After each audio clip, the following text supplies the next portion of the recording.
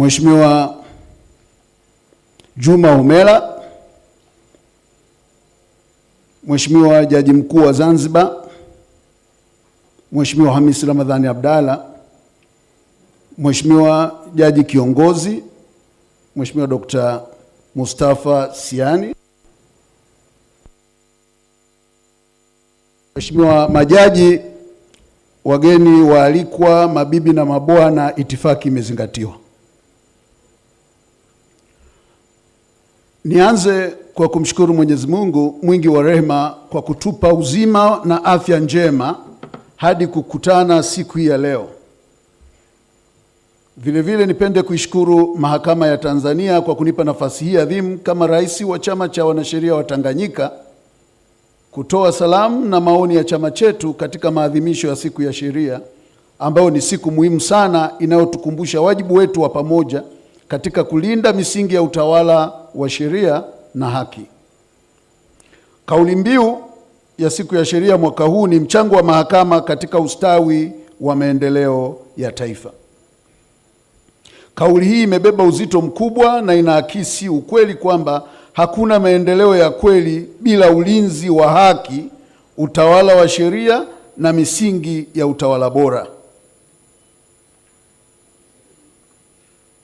Kwa hiyo kiujumla, mchango wa mahakama katika tunapozungumzia ustawi wa maendeleo ya taifa, tunaliangalia hitimisho.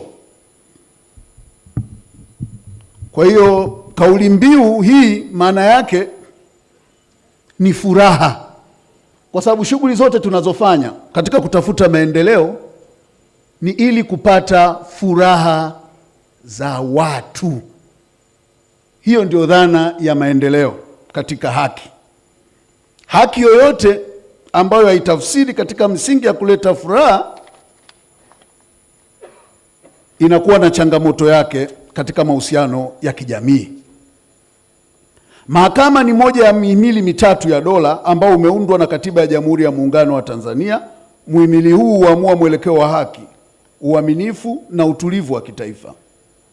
Taifa linapokuwa na mfumo wa utoaji haki unaoaminika, unaofanya kazi kwa ufanisi na unaoweka mbele maslahi ya wananchi bila upendeleo, dhulma wala hiana, na kuleta hali ya watu kuwa na matumaini, basi ustawi wa kiuchumi, kijamii na kisiasa huimarika. Katika kutekeleza jukumu la kikatiba, mahakama ina wajibu wa kulinda haki za msingi za wananchi kwa kutoa maamuzi huru bila upendeleo, kutoa mwongozo kwenye utatuzi wa migogoro, iwe ya kibiashara, kijamii, kiutawala au kijinai, hivyo kupunguza gharama za mivutano isiyo ya lazima na kuokoa muda wa wananchi kujikita katika shughuli za kimaendeleo badala ya kuendelea kuwa na mgogoro kwa muda mrefu. Kuhakikisha uwajibikaji wa vyombo vya dola na mamlaka nyingine, jambo ambalo ni nguzo muhimu ya demokrasia. Katika mfumo wa kidemokrasia, taasisi kama mahakama, polisi, jeshi, wizara na taasisi nyingine za umma zinatakiwa kufanya kazi kwa uwazi na kwa kufuata sheria. Hii huchochea imani kwa jamii, kwani wananchi wanapojua kuwa haki itapatikana bila upendeleo, wanawekeza nguvu zao katika uzalishaji na ujenzi wa taifa. Mheshimiwa mgeni rasmi, ni muhimu kwamba tunapoimarisha na kuboresha utendaji wa mahakama, tusisahau umuhimu wa mawakili wa kujitegemea ambao ndio nguzo muhimu katika kukamilisha utoaji wa haki. TLS inaamini kwamba ulinzi wa mawakili wa kujitegemea na kuimarishwa kwa uhuru wa mahakama katika ngazi zote ndio msingi wa utawala wa sheria, haki, amani na uwajibikaji katika taifa.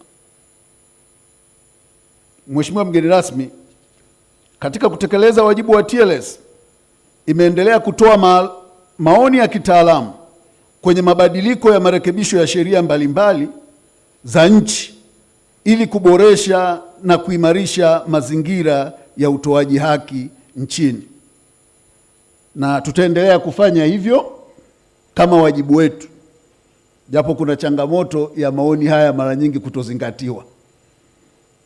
Tunashukuru leo nimemwona Mheshimiwa Spika yupo hapa, waheshimiwa kamati wapo hapa. Naamini kwamba ni vema waone umuhimu wa kushirikisha mawakili, kwa sababu hili ni eneo letu. Tunapokuwa na sheria, sisi wote ni wananchi, ni wazalendo, tuone umuhimu wa chama cha wanasheria kupata mapema miswada au marekebisho, na pale tunapoleta maoni basi sio lazima yachukuliwe, basi hata kuonekana kuzingatiwa. Sio lazima yachukuliwe kwa sababu maoni ni maoni, lakini tuonekane kuzingatia. Vile vile kuhimiza uwajibikaji wa mawakili na kudumisha maadili ya taaluma ya sheria kupitia kamati ya kitaifa ya maadili pamoja na kamati za maadili zilizopo kwenye chapter. Uwakili ni taaluma. Kwa hiyo kila taaluma ina changamoto zake. Kwa hiyo tunaelewa umuhimu wa kuhakikisha kwamba maadili yanazingatiwa na mawakili wakati wote wa kuwahudumia wananchi. Vile vile kutoa huduma za msaada wa kisheria kwa wenye uhitaji, na huduma hizi tumekuwa tukizitoa moja kwa moja kama TLS kupitia ofisi zetu katika chapter. Na japo kulingana na ufinyu wa bajeti hatuwezi kuchukua mashauri mengi, lakini kwa takriban mwaka jana tuliweza kama TLS kusaidia wananchi 421 ambao 270 ni wanaume na 151 ni wanawake, ambao tulitoa huduma za kisheria katika ofisi zetu kupitia mfuko wa TLS yenyewe unaotokana na michango ya wanachama katika kuwashauri, kuwaandikia na kuwawasilisha mahakamani. Lakini vile vile tumekuwa tukishirikiana kwa ukaribu na serikali ya Jamhuri ya Muungano wa Tanzania kupitia Wizara ya Katiba na Sheria, ambapo tumeweza kuwafikia takribani wananchi 3,662,643, ambapo wanaume ni 1,779,018 na wanawake ni 1,893,625 katika mikoa 19 ya Tanzania. Hii yote ituonyeshe umuhimu mkubwa wa watu kupata msaada wa kisheria.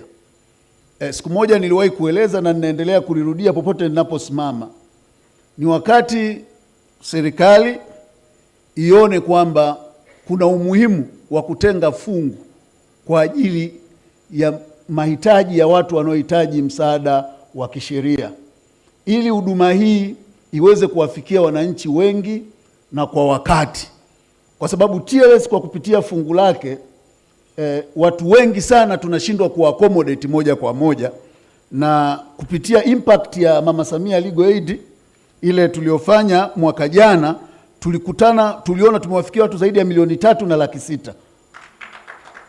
Kwa hiyo inaonyesha kwamba mahitaji ni makubwa, lakini uwezo wa TLS kuraise pesa kwa ajili ya kufanya kazi hii kupitia mifuko ya mawakili ni mdogo. Kwa hiyo ni muhimu serikali ione wajibu huu ni wake.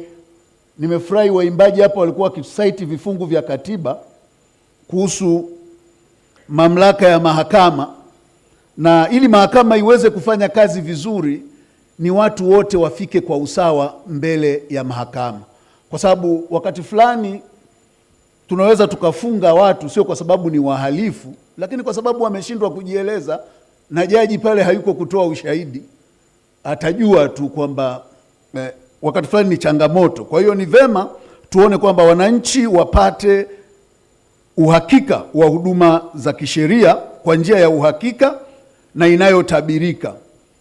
TLS tuko tayari kushirikiana na wadau wote ikiwemo serikali, na nimesema mara zote TLS itafanya kazi na kila mmoja. Sehemu ya kushauri tutashauri, sehemu ya kukemea tutakemea bila uoga, na sehemu ya kupongeza tutapongeza, ni wajibu wetu. Kwa hiyo tukikemea, tuliyekupongeza usinune, na tukipongeza, tuliyekukemea usichukie. Ni kawaida tu katika kufanya kazi yetu, kwa sababu kazi yetu ni ya uragibishi, lakini uwajibikaji vile vile. TLS kwa kutambua ustawi wa jamii, vile vile tumeendelea kuimarisha njia mbadala kupitia TIAC ili kupunguza msongamano wa mashauri katika mahakama na kujenga imani ya wawekezaji katika mifumo ya upatikanaji haki Tanzania, hivyo kuchangia ustawi wa jamii, ukuaji wa biashara.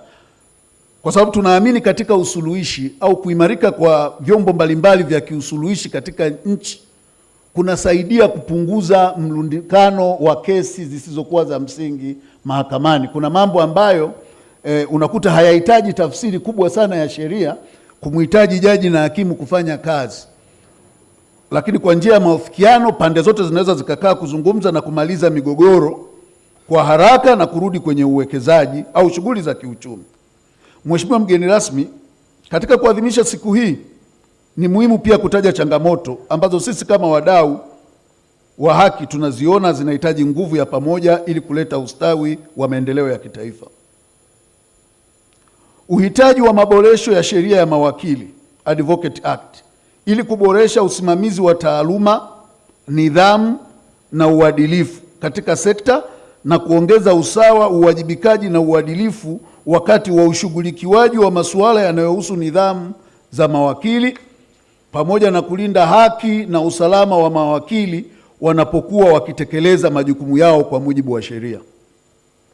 Kwamba wakili anapokuwa akitekeleza wajibu wake kuwe na mfumo mzuri wa kumlinda na kumhakikishia usalama. Wakili asihusishwe na makosa ya watu anaowawakilisha. Awe mbakaji, awe muuaji, awe mwizi, awe fisadi, ana haki ya kuwakilishwa kwa mujibu wa sheria. Na tunapomwakilisha ni utimilifu ule ule wa kisheria. Kwa hiyo wakili apewe ulinzi dhidi ya vitendo ambavyo vimekuwa vikishamiri kwa wakili kuhusishwa na wateja anaowawakilisha, makosa ya wateja wanaowawakilisha, jambo ambalo linaweza kuathiri uhiari au uhuru wa mawakili katika kufanya kazi yao ya kuisaidia mahakama kutenda haki. Ucheleweshaji wa mashauri unaosababisha hasara kwa wananchi na wafanyabiashara, japo hii bado ni changamoto, lakini kuna maboresho makubwa sana yamefanyika kwa sehemu zote, ikiwemo kwenye kesi za jinai. Kwa sasa tuseme kwamba ni kweli kimsingi mahakama imesukuma, kuna hali fulani inayotia matumaini. Kwa hiyo mtu apendi tena kukimbilia mahakamani kama sehemu ya kuchelewesha shauri kwa sababu ya mipangilio mizuri iliyowekwa, lakini bado changamoto zipo ambazo zinahitaji kufanyiwa kazi. Vile vile changamoto ya kifedha kwa upande wa TLS katika utekelezaji wa majukumu yake. Kama tulivyosema, tuna majukumu ya kijamii, legal aid, tuna majukumu ya kijamii kuwasilisha. Kwa hiyo mimi hata ninapomshtaki mwanasheria mkuu ninatekeleza wajibu wangu, sio adui yake. Tutakutana, tutakunywa kahawa, lakini kesho nakwambia hili sikuachi, kwa sababu ni wajibu wangu kama TLS. Kwa hiyo serikali ione umuhimu wa kutenga fungu kwa ajili ya huduma za TLS ili kuleta usawa na matumaini kwa umma. Mtu anapojua kwamba nikionewa nitakwenda mahakamani, nikionewa nitapata mtu wa kuzungumza. TLS ina wajibu mkubwa, lakini vile vile sheria ina wajibu mkubwa wa kuleta matumaini kwa watu, na matumaini haya yatakuja pale mtu atakapoona kwamba kuna usawa. Usawa ni pamoja na ule uwezo wa kufikia huduma zitakazokurahisishia kupata haki yako. Tukiwa na sheria nzuri lakini watu hawawezi kupata huduma za mawakili, siku zote nasema ni sawasawa na jitihada za mtu kukonyeza gizani. Hutaweza kuonekana au ujumbe wako hautafika. Kutokuoana kwa mifumo ya mabaraza ya ardhi na nyumba na mahakama. Nimemsikia jaji mkuu akilizungumzia hili, najua linafanyiwa kazi kwa sababu kuna changamoto sana mabaraza ya ardhi, na sisi tulikuwa tukiomba kama ikiwezekana tuwe na mfumo mmoja wa mahakama. Huu titiri wakati fulani unatuletea ugumu sana, na unakwenda huku na rufaa, huyu kakalia faili huku, anapewa maelekezo huku, huyu asikii, huyu anasema siwajibiki huku. Ni ngumu sana kwa mawakili, kiasi kwamba wakati fulani wateja wanaanza kulaumu mawakili bila kujua ugumu tunaopata katika changamoto. Kwa hiyo tulikuwa tunaomba serikali vile vile ione kwamba ni vema tukapunguza wingi wa vyombo, hasa kwenye mambo yale ambayo tunaona mahakama inaweza kuyafanya kwa ufanisi zaidi.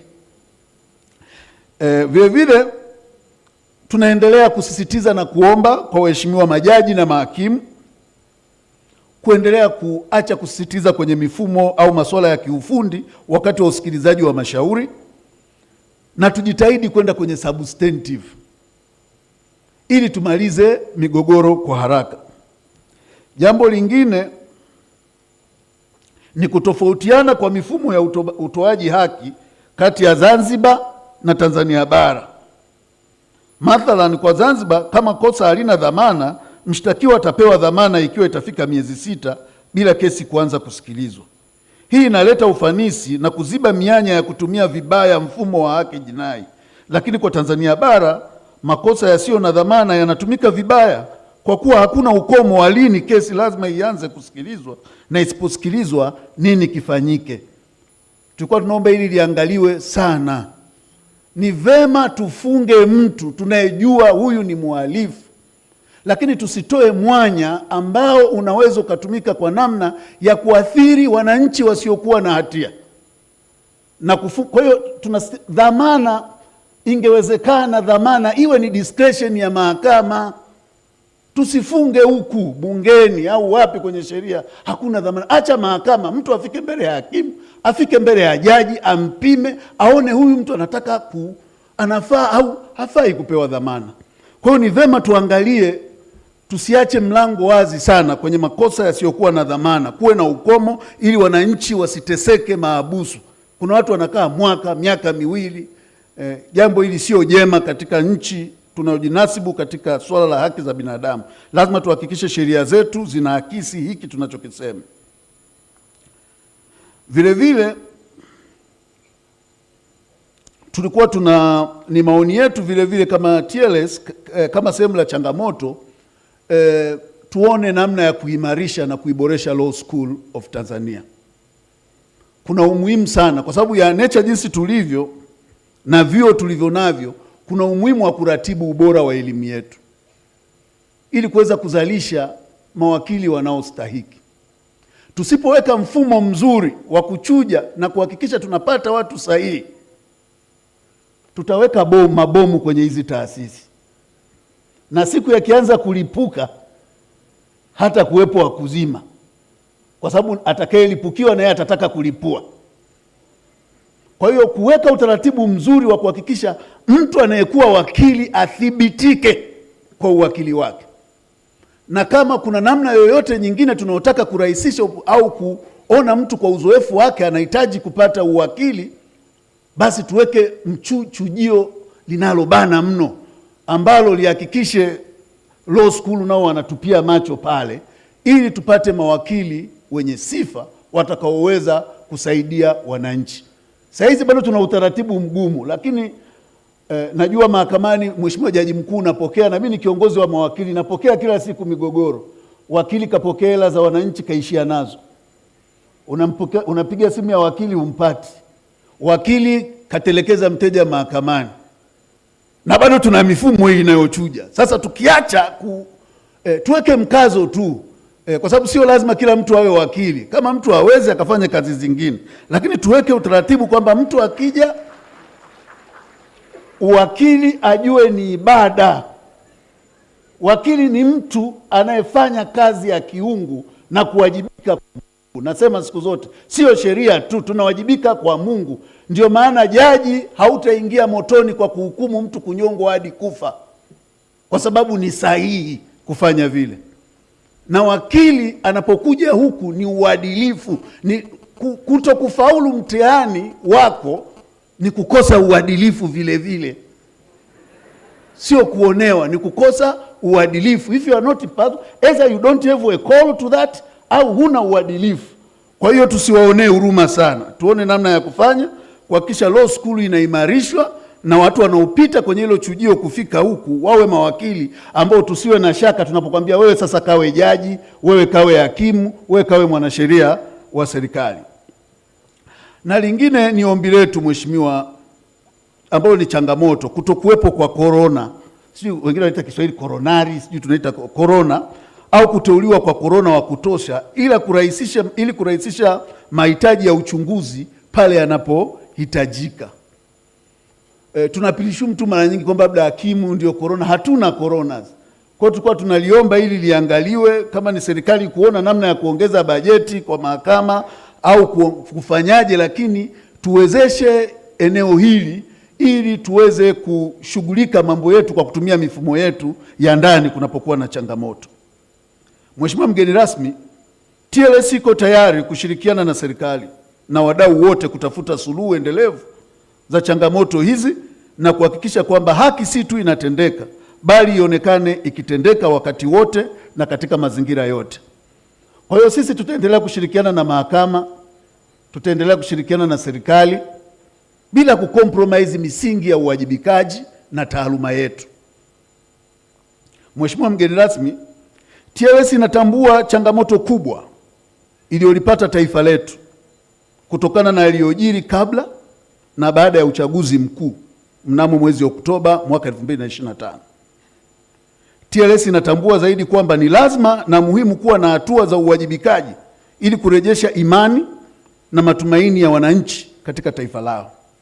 Ni rai yetu kwamba kila anayetakiwa kuwajibika awajibike kwa maslahi mapana ya taifa letu. Katika kipindi hiki ni muhimu na tuwaombe hata viongozi wetu wenye dhamana, anapokuwa hana jambo la muhimu sana kuzungumza, asizungumze jambo ambalo litatonesha mioyo ya wananchi. Tuombe hekima kwa Mungu ili tuweze kulirejesha taifa pamoja. Hapa tulipo sipo, na tusipokuwa makini huko tuendako siko kabisa. Tutafika mahali ambapo tutashindwa kurudi tulikotoka. Ni rai yetu kwamba zaidi kwamba tuangalie namna bora na shirikishi yenye kuaminika na wote, na msingi wa kutuongoza katika hili iwe ukweli, haki, uwazi na uwajibikaji.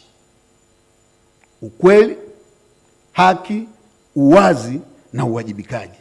Hili litaturudishia matumaini. Nia yetu tuwape. Unajua mtu anaweza asipate kitu, lakini akiona hata sefuria inachemka kumbe ni mawe, anaweza kahisi viazi vitapikwa, tutakula mchana. Kwa hiyo kelele na vilio vinaweza vikapungua. Tuangalie sana hilo. Na katika kusema hili naomba ni mnukuu Alex Borain katika kitabu chake A Country Unmasked katika ukurasa wa 255. Alizungumza kwa lugha ya kigeni, naomba mimi nizungumze. Kwa hiyo nikisoma Kiingereza kwa Kinyakyusa mtusikitike sana. To forgive after the acceptance of accountability and the responsibility by the person concerned is an act of grace. And give an offender a second chance to ignore or overlook the offense is an act of impunity. Tafsiri yangu ya Kinyakyusa au Kingoni ni kusamehe baada ya muhusika kukubali kuwajibika na kuchukua dhamana ya matendo yake ni kitendo cha neema na kinampa mkosaji nafasi ya pili. Kupuuza au kufumbia macho ni kitendo cha kutojali. Waswahili wanasema ukivuliwa nguo chutama. Kwa hiyo ni muhimu tulione hilo kama taifa wote na tuongee kwa ukweli bila kufarijiana. Tumejitia aibu, lakini lazima tutafute namna ya kutoka hapo kwa namna ya kuturejesha angalau pale tulipokuwa. Na njia hiyo ndio kama tulivyoshauri sisi kwamba iongozwe na ukweli, haki, uwazi na uwajibikaji. Mheshimiwa mgeni rasmi, siku ya leo inatukumbusha kuwa maendeleo ya taifa yasingewezekana bila utawala wa sheria na mahakama huru.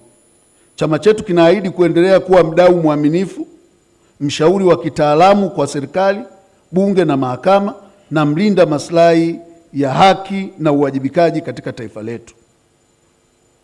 Kwa niaba ya Chama cha Wanasheria Tanganyika, naomba kutoa pongezi kwa Mahakama ya Tanzania kwa hatua kubwa ilizopiga katika maboresho ya mifumo, uwazi na matumizi ya TEHAMA. Mwaka jana tarehe kama hii alikuwa ni Mheshimiwa Jaji Mkuu Profesa Juma, tulimsifia vile vile na kumpongeza kwa maboresho ya miundombinu. Tukamwambia, lakini Mheshimiwa Jaji, hicho kiwanja wataweza kukichezea? Yaani umeweka miundombinu, umeweka tehama, umeweka majengo na wote tunaliona hili jengo uko ndani. Je, kitatoka kitu kinachoendana na hilo jengo? Najua bado ni mapema sana Mheshimiwa Jaji Mkuu, lakini Mheshimiwa mgeni rasmi, kuna mambo ambayo tumeyaona sisi na tulipongeza, na sio mbaya nikiyarejea, ambayo ni a good sign kwa mahakama. Kwanza, hatua ya Jaji Mkuu kufuatilia swala la mahakama za mwanzo na haki za dhamana kwa Watanzania maskini wanaokaa kule chini.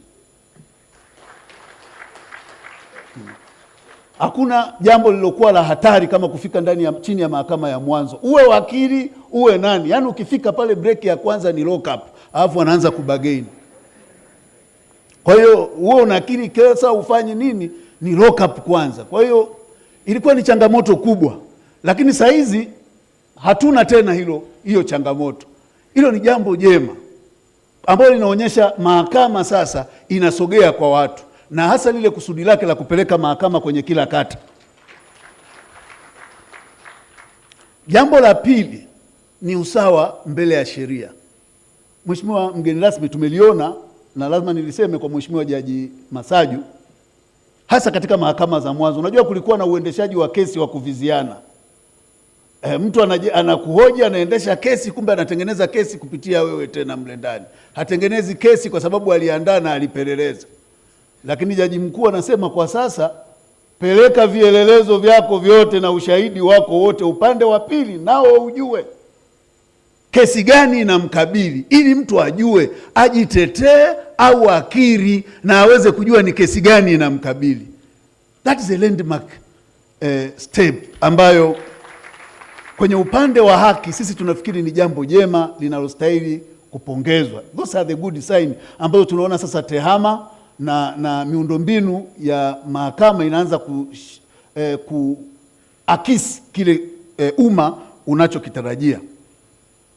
Mheshimiwa Jaji Mkuu, tuendelee kushikamana katika kulijenga taifa letu tukiongozwa na misingi ya haki, amani, maendeleo na ustawi kwa wote. Huu ndio uwe mwongozo wetu. Tuna taifa hili moja. Let's value life. Na tuone kila tunachokifanya ni kwa ajili ya wananchi. And we are not so special.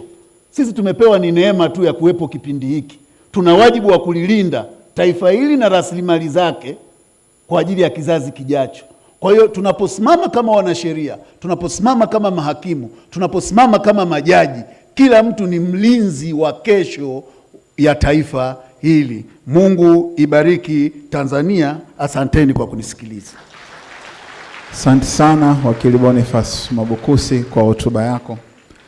Sasa Mheshimiwa mgeni rasmi, kwa ridhaa yako na kwa mujibu wa ratiba, ninaomba nimkaribishe Mheshimiwa Samuel Maneno, naibu mwanasheria mkuu wa serikali, kwa ajili ya hotuba akiwa anamwakilisha mwanasheria mkuu wa serikali